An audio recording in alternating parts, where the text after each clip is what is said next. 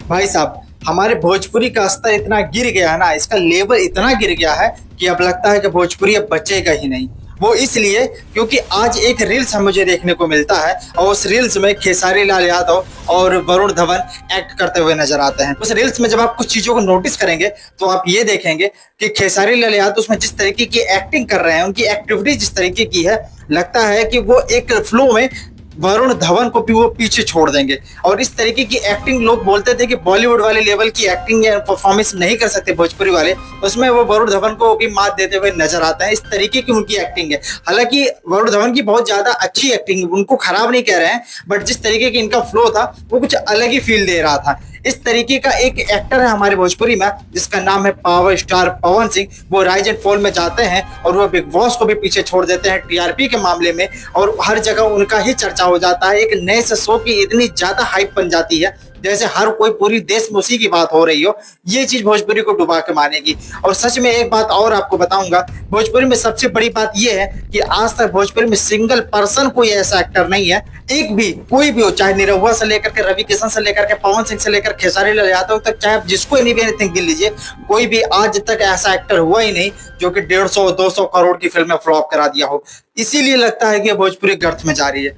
अरे भाई, उन लोगों को एक बात सिखाओ कि जो इतने छोटे से बजट में भी, इतने छोटे से एफर्ट्स लगाने के बाद भी, इतनी चीजों को मैनेज करने के बाद भी वो ऐसे ऐसे गानों को 200-400 600 मिलियन पहुंचा देता है, उस इंसान, उस इंडस्ट्री को लोग कैसे उंगली उठा सकते हैं। और भोजपुरी पर अश्लीलता की बात सिर्फ इसलिए की जाती है क्योंकि यहाँ पर उतनी लेवल की अश्लीलता नहीं दिखाई जाती है। अगर अश्लीलता ज्यादा दिखाई जाएगी तो अश्लीलता की बात नहीं होगी, क्योंकि ये तो इंडस्ट्री है और वो वहां पर ग्लैमर बन जाता है। जो चीज बॉलीवुड में ग्लैमर होती थी उससे काफी नीचे की चीज अगर यहाँ दिखाई जाएगी तो यहाँ पर उस चीज को अश्लीलता बोलते हैं। देखिए दोस्तों, पहली बात यह है कि राइज एंड फॉल में पावर स्टार पवन सिंह है। लोगों के दिमाग में क्या आया कि अंजलि राघव की कंट्रोवर्सी में पावर स्टार पवन सिंह का ज्यादा हाइप बन गया था। यार वो वायरल हो रहे हैं, वो झाल बजा के ये करके ऐसे वायरल हुए हैं क्या?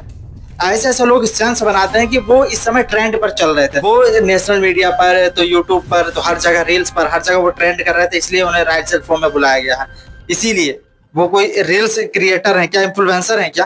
भाई वो 35 साल से वायरल ही चल रहे हैं। पवन सिंह का एक स्टेज शो वायरल हो जाता है, कितने कितने सारे मिलियन पहुंच जाते हैं। वो बंदा हमेशा ट्रेंड में ही रहता है, उसकी ट्रेंड से उसका लेना देना क्या है यार? जब पवन सिंह आते हैं तब ट्रेंड कुछ शुरू होता है भोजपुरी में, मतलब पवन सिंह। और जब पवन सिंह आते हैं तब लोग भोजपुरी को जानना शुरू करते हैं। भोजपुरी में जब शांत माहौल होता है तो पवन सिंह उसमें थोड़ा सा माचिस मारते हैं और एकदम आग लगा देते हैं। तो इस तरीके का काम है पवन सिंह का। और कुछ लोग उल्टे ही बोल रहे हैं कि यार अंजलि राघव की वजह से वो राइट फॉर्म में चले गए। मतलब इनके कोई लॉजिक का कोई लेने देने नहीं है, और ये सोचते हैं कि भाई यूट्यूब पर आकर के हम कुछ तो बोलेंगे और लोग कुछ तो सुनेंगे ही, कुछ बोल के ही जाएंगे लेकिन कुछ सुन के भी तो जाएंगे। तो ऐसे ऐसे मानसिकता के लेकर के बैठे हैं। वरुण धवन और खेसारी लाल यादव का जब हमने वीडियो देखा तो इतना ज्यादा खुशी होती है ना कि लिटरली सच बताइए, एक बार वो अपने स्टेटस पर भी लगाए थे और वहां पर बोले थे कि हम लोग जल्द मिलने वाले हैं।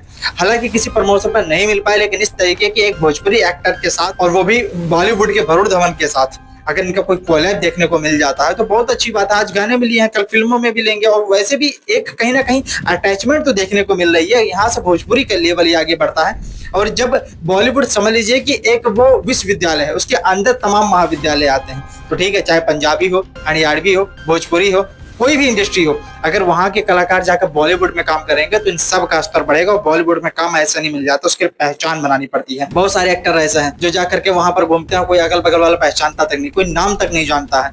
भोजपुरी वाले में अगर 2-3 लोगों को छोड़ दो, अगर नीलकमल को छोड़ दो जो फिलहाल में काम कर रहे हैं, नीलकमल को छोड़ दो, पवन सिंह को, खेसारी लाल यादव को छोड़ दो, तो मुझे नहीं लगता कि कोई और उस इंसान को जानता होगा। गलत वर्ड का यूज नहीं प्लीज।